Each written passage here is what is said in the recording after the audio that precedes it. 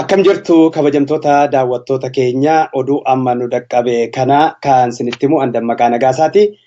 Oduu amma nu dhaqqabe nigaa har'a dura taa'aan paartii Koongiresii Federaalistii Oromoo Dr. Mararaa Guddinaa hidhaa waggaa tokkoo fi baatii tokkoo fi akkasumas torbee lama booda har'a mana hidhaa Qaallittii irraa bahanii gara mana isaaniitti galaniiru.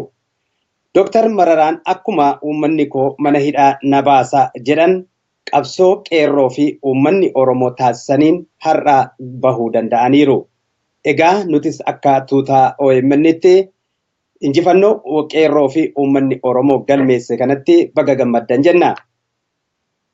Dr. Mararaa Guddinaa waggaa dabree onkololeessa jechuun waggaa tokko dura onkololeessa bara 2016 affeerraa paarlaamaan Awurooppaa taasiseefiin gara Awurooppaatti imalan.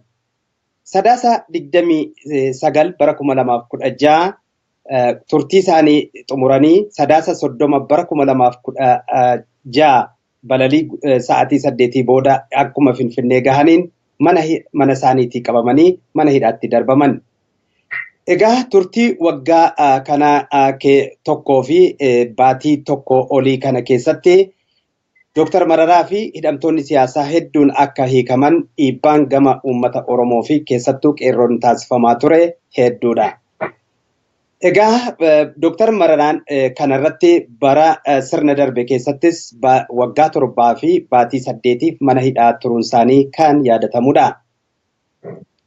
Egaa walumaa galatti maatii Dr. Mararaa fi uummata Oromoo maraan baga gammaddan jecha simannaa ho'aa har'a uummanni yookaan jiraattonni magaalaa Burrayyuu fi naannoo ishii akkasumas Finfinnee keessa jiran taasisanii fi yaada Dr. Mararaa Guddinaa akkuma arganneen gara boodaarra oolmaa Oromiyaa keessatti irra deebinee kan qabannee dhiyaannu ta'uu garanumaan isin beeksifna. Kanatti aansuudhaan odeeffannoo karaa biraatiin qabnu immoo obbo Baqqalaa Garbaa fi obbo Dajanee Xaafaa, obbo Gurmeessaa Ayyaanoo, obbo Addisuu Bullaallaas boru mana murtiitti akka dhiyaatanii murteessa dhumaa argatanii fi egaa akka uummanni Oromoo eegaa jirutti bilisaan gallakkifamu jedhamee eegamaa jira. Murteen boru mana murtiitti akka isaan dhiyaatan kan taasifame murteen kun baatii ittaanuu guraandhala 15 bara 2017tti beellamamee ture ji'a tokkorraa as butamee kamisa boruutti beellamamee jira jechuudha.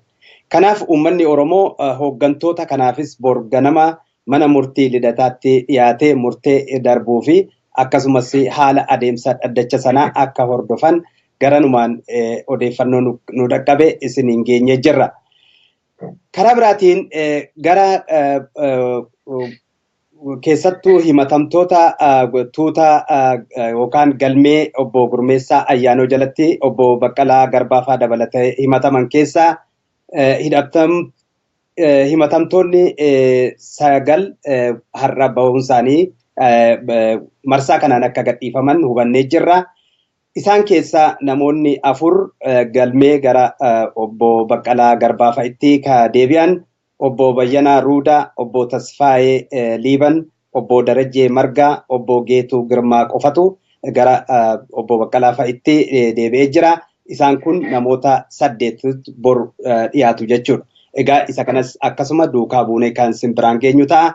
Irra deebinee egaa hiikamuu fi tattaaffii yeroo dheeraa booda hiikamuu durataa paartii Koongiresii Federaalistii Oromoo Dr. Mararaa Guddinaatti baga gammaddan jechaan oduu kana kanumaan goolabna.